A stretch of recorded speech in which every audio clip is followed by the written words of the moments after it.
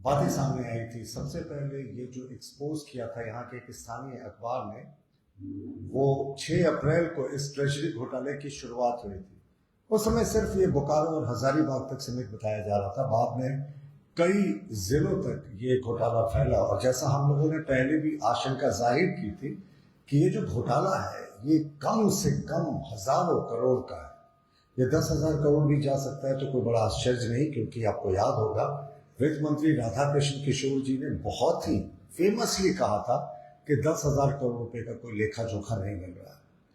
लेकिन यह सबसे बड़ा प्रश्न है कि जिस तरीके से राज्य सरकार पूरे घोटाले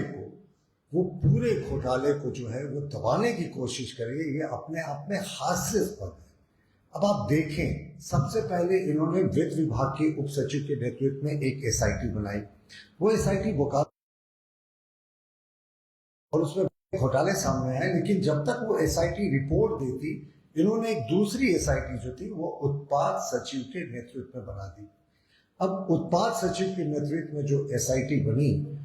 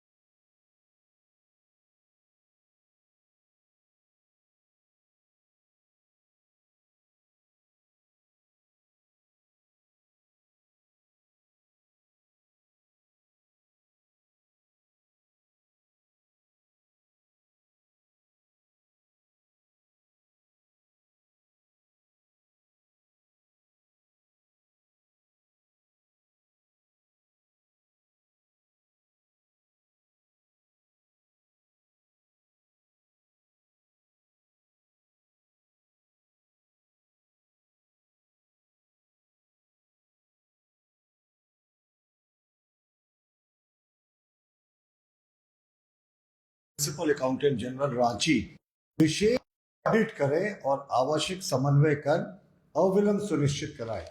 यह सरकार के द्वारा लिखा गया पत्र था जिसमें एजी के प्रिंसिपल ऑडिट करने की बात कही गई थी। और देखिए, सबसे आश्चर्यजनक पहलू इस पत्र का है कि यह पत्र लिखा गया है 17/4/2026 को सरकार के सचिव प्रशांत कुमार जी के द्वारा।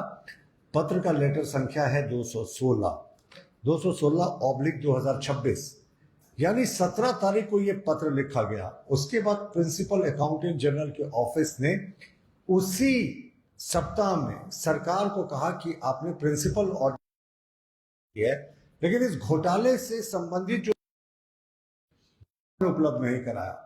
सरकार शांत रही, सरकार ने कोई जो है वो दस्तावेज उपलब्ध नहीं कराया। मई में प्रिंसिपल ऑडिट अकाउंटेंट जनरल ने फिर से सरकार को एक रिमाइंडर दिया कि साहब, आप एक तरफ कह रहे हैं कि घोटाले की जांच कीजिए, ट्रेजरी घोटाले की, लेकिन हमारा ऑफिस आपसे कागजात मांग रहा है इस घोटाले से संबंधित, आप अभी भी नहीं दे रहे हैं। सरकार ने आज तक कोई कागजात जो है अकाउंटेंट, यानी आप समझ रहे हैं ना कि सरकार चाह रही है कि किसी तरीके से समय बीत जाए। पहले देखिए, इनके द्वारा बनाई गई वित्त समीक्षा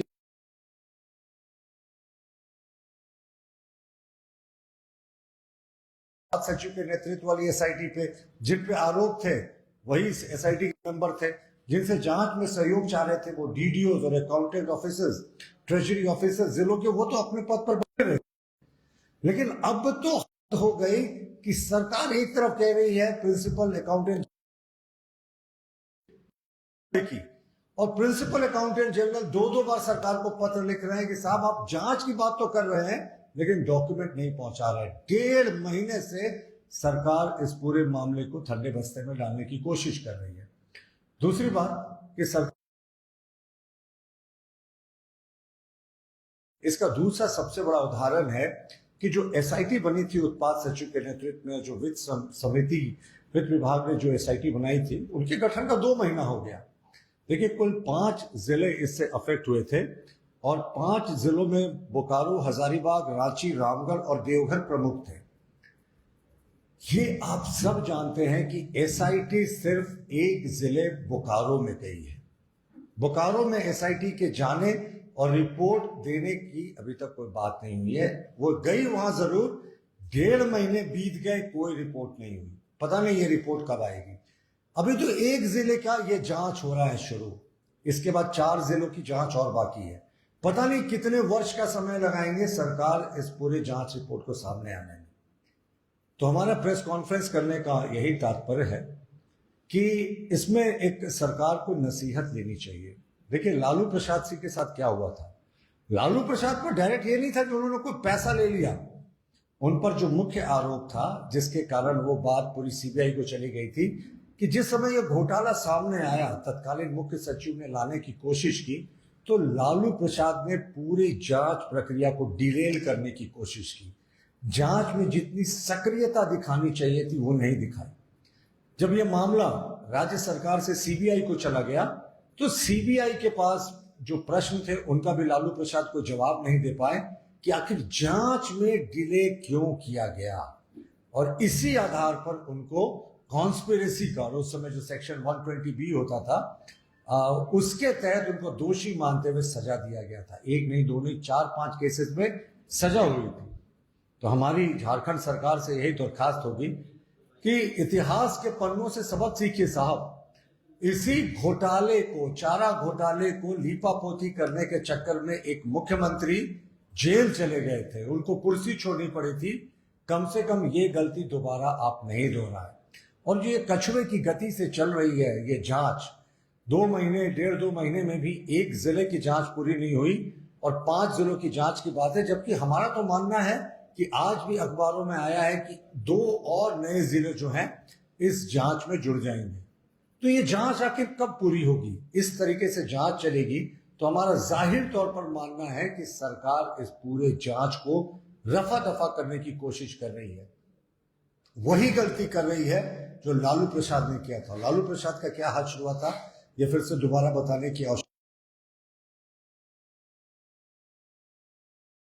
को अनुशंसा करते हैं प्रिंसिपल अकाउंटेंट जनरल को कि आप जांच कीजिए, आप इसकी स्पेशल ऑडिट कीजिए। लेकिन जब स्पेशल ऑडिट के लिए आपसे कागजात मांगा जाता है, रिमाइंडर दिया जाता है, तो आप फाइलों को दबा बैठ जाते हैं। आखिर सरकार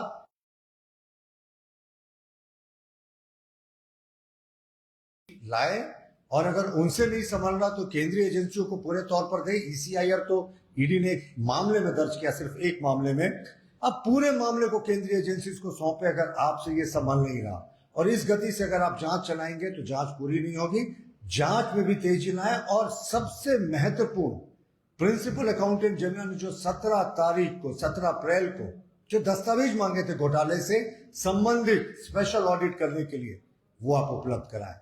ये कवर अप करके कहीं ना कहीं सरकार दिखा रही है कि वो इस घोटाले में संलिप्त कुछ बहुत बड़े सफेद पोशों को बचाने की कोशिश कर रही है। लेकिन उनको इतिहास से सीख लेनी चाहिए। जब बिहार के चारा घोटाले में बड़े बड़े लोग नहीं बचे तो इस बार कैसे ये उम्मीद कर सकते हैं। धन्यवाद।